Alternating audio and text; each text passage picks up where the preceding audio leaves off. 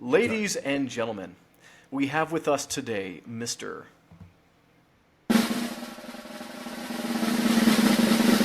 Shawn P McCarthy. So thank you for joining us. And before we get into your writing, why don't you continue with the tradition and just tell me a little bit about yourself. Who is Shawn McCarthy? Oh, sure. Yeah, great to see you face to face, Matt, such as it is here. I'm Shawn McCarthy. I live in Massachusetts, about maybe 25 miles from Boston. I was a newspaper reporter for several years, so that's how I got into writing. And I probably have about 1,000 articles under my belt for various things. After daily newspapers, I ended up doing project management and analysis, kind of market analysis for Fortune 500 companies. And about that time when I was doing that, I was getting heavily into what those IT groups were doing with the internet, which was exploding at the time. And I wrote my first book, full-size book, The Art of Dot Combat. And that was for John Wiley and Sons. And then I also wrote a book for the National Society of Professional Engineers. And then about 7 years ago, I decided to move into fiction. I've been dabbling in fiction all my life, but never really gotten heavily into publishing it. And I ended up developing a series called The Puzzle Box Chronicles. It's 6 volumes, and that was produced over the past 6 years or so. And now I'm releasing a different sort of book, not historic fiction. It's a collection of 5 short stories that I wrote over the years. I'm calling that The Sea Glass Empire and Other Stories. So that's where I am. Awesome. Well, thank you.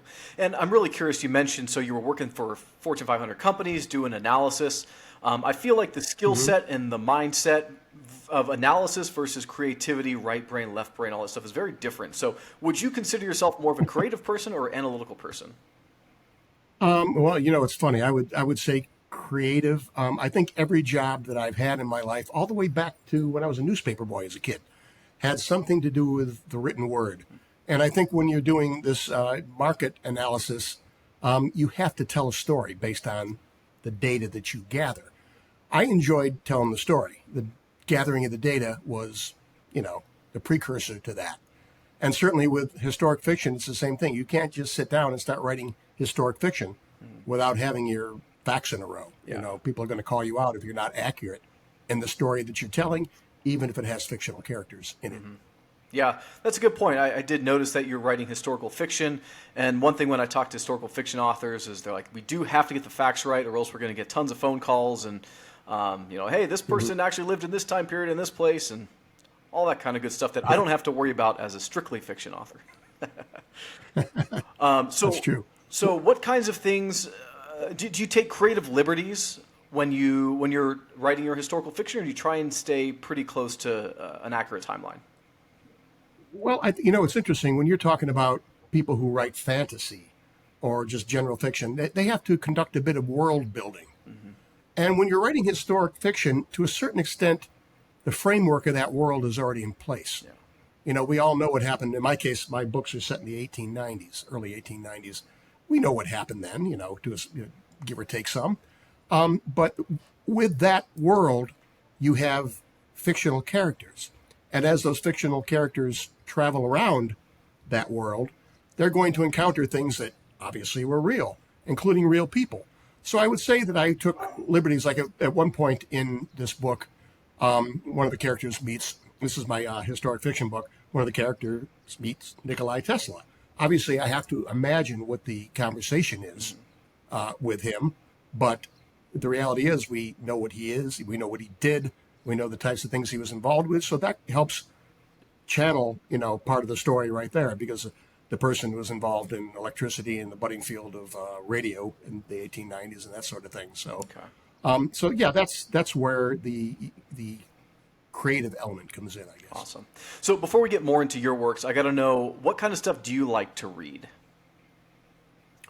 At different parts of my life, I think that was probably, there was some difference there. When I was real young, I used to, high school age, let's say, I liked to read Kurt Vonnegut.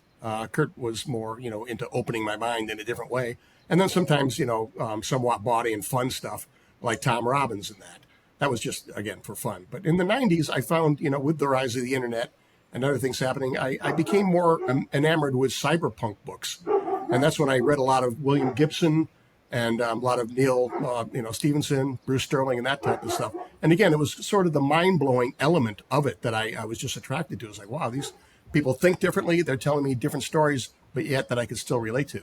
And then the past 13 years or so, I found myself attracted to writers who write heavily into historic fiction, Pillars of the Earth, things like that, which really helped me understand a certain era. And I found that again, that's very valuable. Okay, awesome. So when you signed up for this, you sent me a link, and you did have quite a few books on your list that you've written. So that's pretty cool to see. Do you want to give me? Well, I guess first, are they all related to each other? A series? Or they're all standalones? 6 of them are all in one series, book 1 through book 6. That's called the Puzzle Box Chronicles. The last one is a collection of short stories, The Sea Glass Empire and Other Stories. Mm-hmm. So, I mean, I can tell you a little bit about it. Yeah. The series Puzzle Box Chronicles starts with a book called The Wreck of the Gossamer, and that's a scientist who's starting to realize that this thing called radio exists. This takes place about a year before Marconi, scientist, showed off the coast of Cape Cod that he could send a radio signal all the way to Europe. So this would be about a year before that. So a lot of people, there was kind of a race to figure out what this was and what people could do with it. So the book starts with this scientist off the coast of Cape Cod. Unfortunately, his ship goes down. He takes a diary, he takes his experiments, he takes various things and puts them in this fun puzzle box that he's been playing with that he got during a trip to Japan, and he sets it adrift. In subsequent chapters, a woman who's kind of enduring a failed marriage and runs away from it ends up at the ocean during a shipwreck when people are gathering the stuff from all that shipwreck, and she finds this box, and it kind of sends her on a cross-country journey of her own to try to figure out what it is she wants out of her life. So I guess you could say that the puzzle is as much about her as it is about the box itself. So she's the main character then? She is pretty much the main character. Yeah, there's several characters. I would say as far as pure page time. Mm-hmm. She would be. And is the box a historical part or a fiction part? Well, it's interesting. The whole idea for this came years ago when I was watching an episode of Antiques Roadshow, and there was somebody on there who had a Japanese puzzle box, and the story they told was they got it from a distant relative, and he was saying that sailors on boats would sometimes buy these, and they knew if they were sinking that they could just grab this box. So they kept some of their valuable stuff in there, including information about themselves. They knew if they threw it overboard, somebody would probably find it because it looked more valuable than your average trash coming off of there. And that was kind of a way of protecting their legacy. Don't know how true that was. I thought it was a fascinating story. I thought it would make a fascinating story. Awesome. Yeah, so that's a good example of how you combine the real with the fiction. So that's pretty cool. Yeah. So subsequent novels, what are they covering then? Oh, so the other ones kind of follow her on her journey across the country, and then there's I really it's kind of a love letter to the last decade of the 1800s, because the 1890s were, to me, when the modern era started. So as various people travel, including her, including an ex-Confederate soldier who, is up to getting revenge against some of the people who kind of destroyed his homeland, destroyed his home, destroyed his family, etc. There's another guy who's a labor union organizer in the very early days of the trade unions, Eugene Debs, people like that. So these stories just kind of have them traveling across the country. Most of it takes place in New England, but everywhere, all the way out to Montana. And at some point, they're visiting the copper mines, which are ramping up big time in Montana to feed the hunger for copper at a time when electricity is spreading across the country. So much happened. To me, the 1890s is the beginning of the modern era, when suddenly people were getting electricity, suddenly people were getting phones, suddenly radio was becoming a thing. The world changed radically, and the characters in the story basically, in all 6 of the volumes, are reacting to those incredible changes, and how society is going to be different from them. Yeah, you mentioned that your novels explore how technology has changed the nature of the human experience, I think is the way you put it. So how are your characters changing, and what technologies are they interacting with that really changes their experience? Sure. Well, for one thing, when it starts out, they're mostly sending telegraph messages to each other, even though phones already exist. They're just not that many places.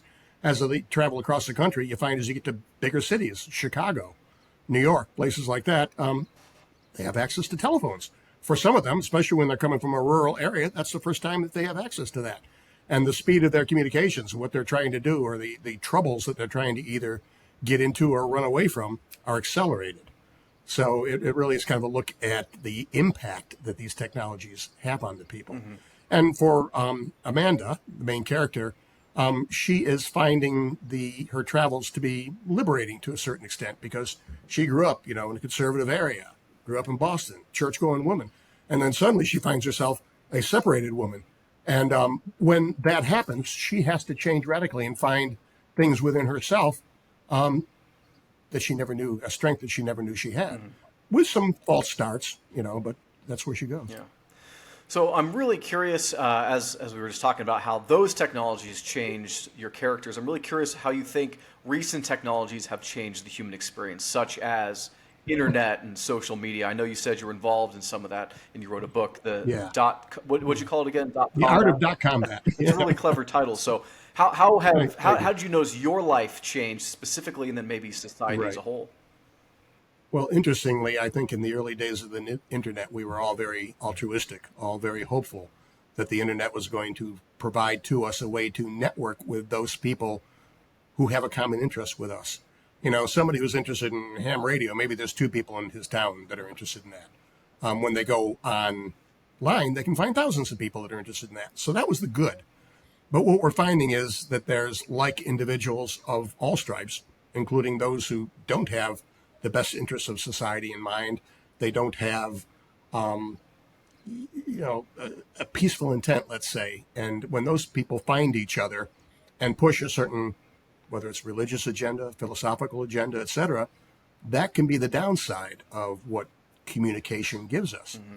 And interestingly, if you go into historic fiction, you find this happening to a different extent and a different scale all throughout history. From propaganda posters that were going up in the early part of the 20th century to town criers who were sharing news that may or may not have been true. So the problem has always been there. So what I find is the technology can help people do a lot, but humanity can't outrun its own issues Yeah. quite often. Yeah. And I think it's a good point that you bring up, which is like, you can't necessarily blame a tool for the way that people use it. Like a hammer can be used to build a house or to murder someone. And it's really Yeah. in the hands of a skilled worker or an angry person. It'll mean two different things. But I'm also really curious now that we're on this path, how do you think upcoming technologies that are on the horizon, how do you think that will be affected by things such as artificial intelligence or AR, VR? Like, how do you foresee the human experience changing in that way? I mean, AI is inescapable and it will do a lot of good. That said, it is a tool. It's like you say, anything's a weapon if you hold it the right way. So AI will accelerate bad intent. And what I am particularly worried about is AI's ability to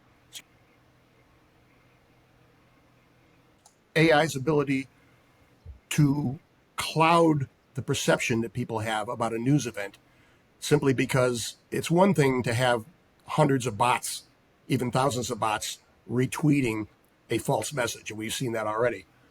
But with AI, that message can be accelerated to hundreds of thousands of fake accounts. And it can be tweaked on the fly to see how people are answering a false claim, what they're pointing out about it that may be false, and they can adjust it on the fly through the intelligence that AI has to change the message slightly and stay ahead of the efforts to correct that. So that alone I see as a big issue. So what I keep hearing from all the things we just talked about, the past, the present, and the future, is that communication and information really help shape us and our perception of society and other people. And so maybe that's the one thing that we really need to be careful about is misinformation and disinformation. Absolutely. And I think so. My new book, The Sea Glass Empire and Other Stories, the theme of it's just 5 stories, and it's about maybe 130 pages or so, the book. It looks carefully at external forces and how they change people's lives, often coming out of left field, and people don't realize something's happening. So the external influences can have a huge impact on people. And so these 5 short stories are each about that, and the impact it can have that people didn't see coming. Yeah, awesome. So let's change gears a little bit now, and let's talk about your journey to publication. Now, are you traditionally or self-published? Well, I created my own imprint, so self-published within the publishing company that I set up. So Okay. Do you yeah, publish and other that people as well? the Dark Spark Press does other people as Okay. well. Yes, they're right now we're small. We're a small press, and I also am a member of the Independent Publishers of New England, and we have several events every year, and the publishers there are everything from self-published authors to small publishers like myself to people who are representing let's say up to maybe 40 individual writers. So what made you My decide intention is to to get start larger. an imprint as opposed to just go with a traditional publisher or self-publish? Well, it was interesting when I sent the early versions of my first book of the Puzzle Box Chronicles to an agent. I got some immediate traction, and I went. They had a meeting. It got kicked up to their next level. There was a second meeting. Unfortunately, I didn't make it in that case to the third meeting, so I didn't quite make the cut. So I sent it to another publisher, and another agent, and the same thing happened. So that told me, I said, there's something here. And the other thing that's going on with traditional publishing is they are doing fewer and fewer individual titles and putting more and more wood behind the arrow of those, books that they think are going to be huge hits.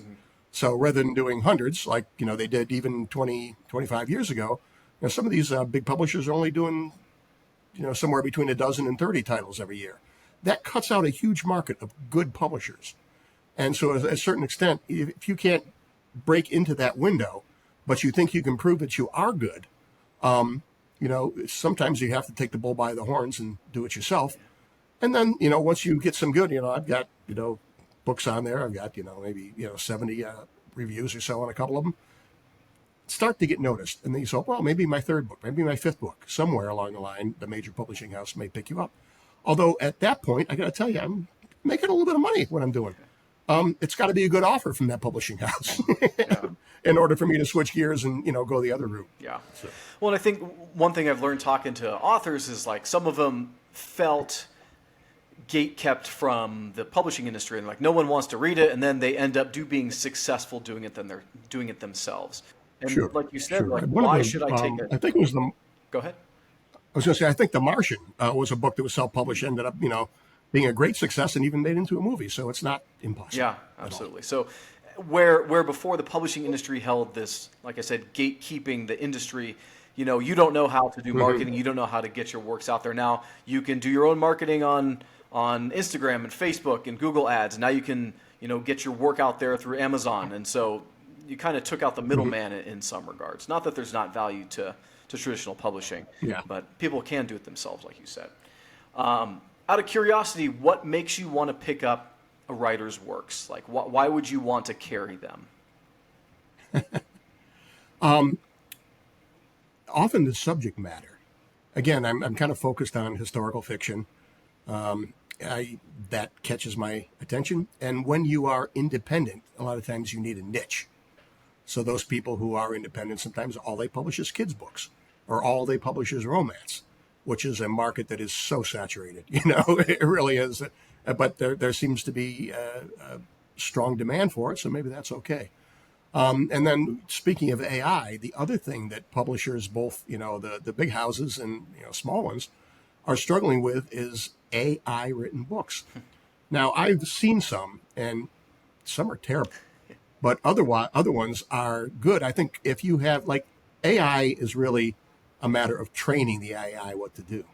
So if you have an army of people training an AI to write really excellent romance fiction, it'll eventually get better and better.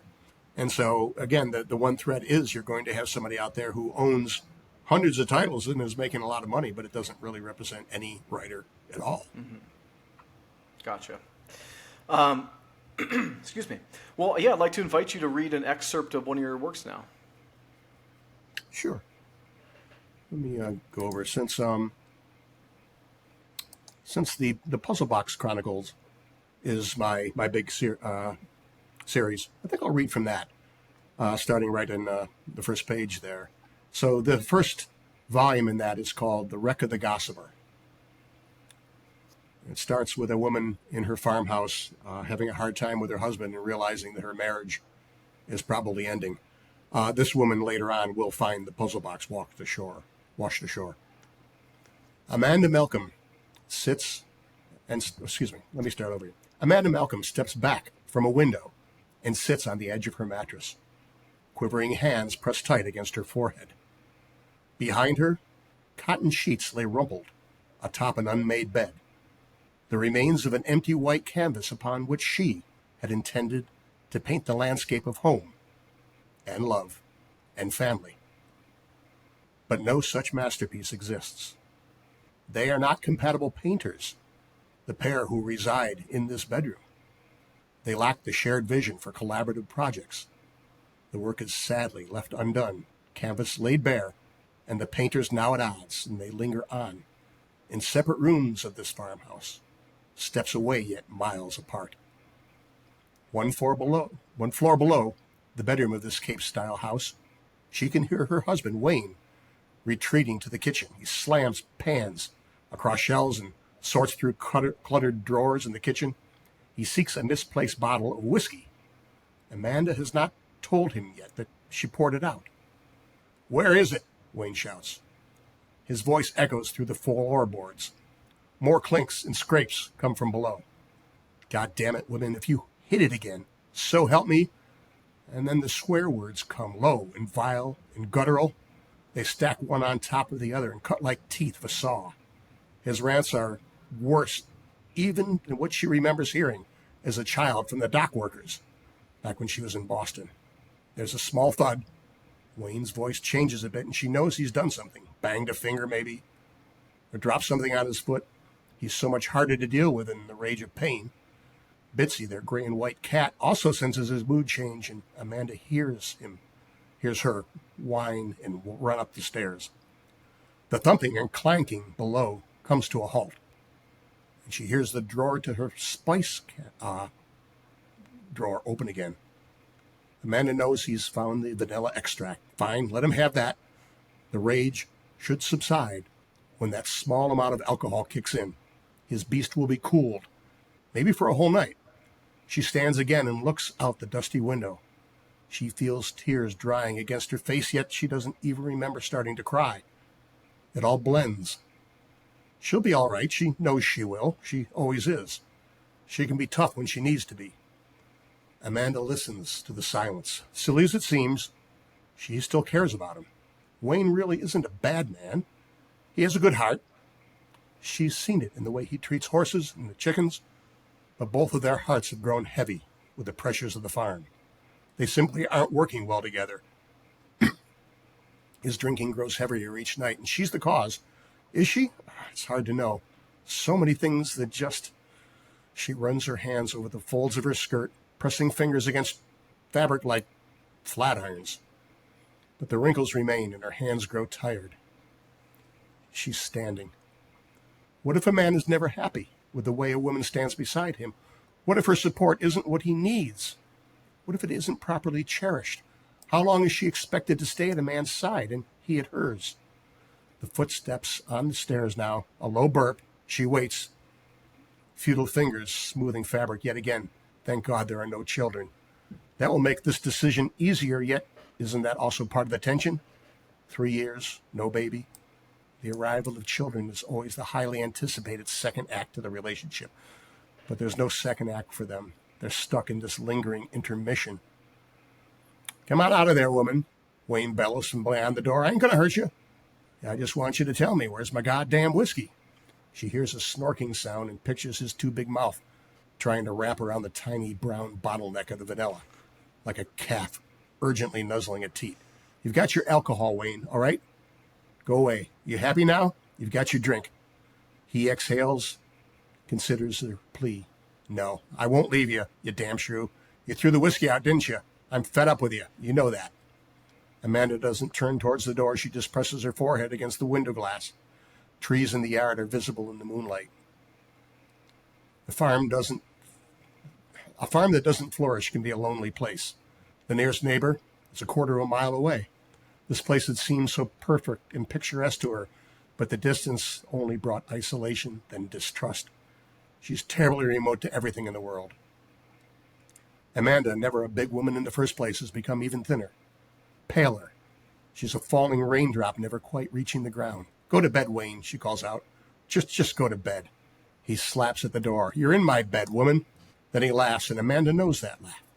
When she hears it, her back straightens, and she brushes her straight, light brown hair away from her forehead. Besides, he says, with a playful lilt in his voice, now, I don't want to go to bed yet. Now, don't you start, Wayne. Not after the way you've been treating me. Don't you start that at all. She hears him take another long suck from the bottle. The vanilla's only put him over the top, if it could just put him to sleep. There's a strong thud against the door, and she blinks. She holds her temples. Open up, damn you. You're my wife. Don't you ever forget that, Mrs. Malcolm. He kicks the door twice, laughing self-satisfaction with each blow. Then the metal lift latch bounces. A small screw slides to the side, and Wayne stumbles in, mouth open, pants open too. Drawing a last swig from the bottle, he throws it hard against the wall. Well, looky you, he says. And looky me, all ready for you, huh? Amanda stares at him. She stares at the door, then into his eyes. Come on, sweetie, he says. You don't even have to do nothing. You just lie there, okay? But as he starts to slide his pants down, that's all she needs. Bolting toward him, she pushes him hard. Wayne stumbles backward in a drunken gait. His lowered pants keep him from taking a balancing step, and he crashes hard on his backside, howling when he lands on some of the vanilla bottle's broken glass. Amanda leaps over him, past him. He tries to grab her feet, but she manages to evade him. She runs down through the broken doorway and down the stairs. Grabbing her summer shawl from the wall peg, she rushes out the front door. She runs into the blackness. The few people that she does know here on Cape Cod were friends of Wayne's long before they became friends of hers. The true loneliness and isolation of her situation closes in. She's nearly across the yard when the rain starts. When she reaches the edge of the dirt road at the far corner of that property, she simply stops, hangs her head. Drips fall from her small nose and fine chin. A waif who lacks the power to even run away. Amanda stands for several minutes, refusing to do so much as shiver.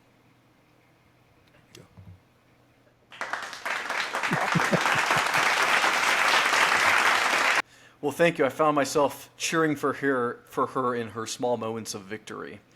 And I got to ask, though, I noticed that you wrote it in a very present tense. So instead of, Yes. she walked down the street, she walks down the street. Is the whole book written like that, or is that just that scene? It is. I wanted to give it sort of a cinematic feel, like you were there and you did not know what was going to happen next. Yeah. And it was just you're going through and experiencing it.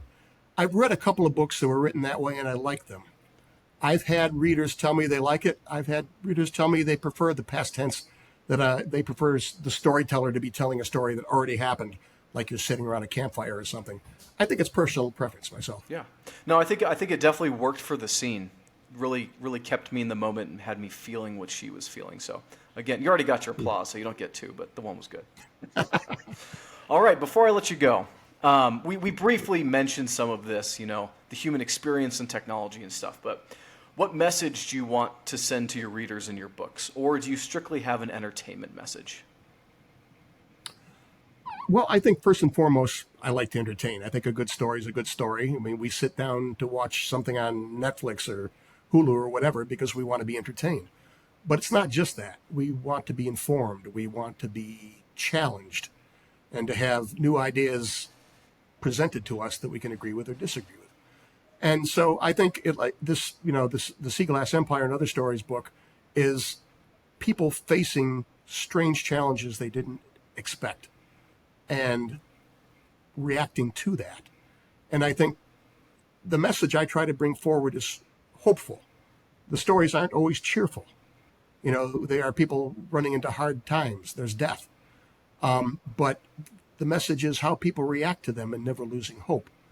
And I guess in everything that I've written, that's an underlying message. And I'm kind of proud to have that. And I hope I'm able to stick with it for the future. Awesome. Yeah, hope is something that keeps a lot of people going and definite necessity in life. So, any final comments before we end? Nope. I just hope you all keep reading. Give independent press a shout when you can. Pick up their stuff. Go to independent bookstores, because that's where you're going to find the stuff that can be really challenging and new and different. I've always liked to listen to alternative, radio, alternative rock, folk, things like that, because I learn things, and I love somebody I discovered a couple of years ago suddenly going mainstream. So I hope that some of those independent, titles that you pick up, you will find them in the mainstream someday in the future. Awesome. Well, Shawn, thank you, and have a good evening. Thank you, Matt.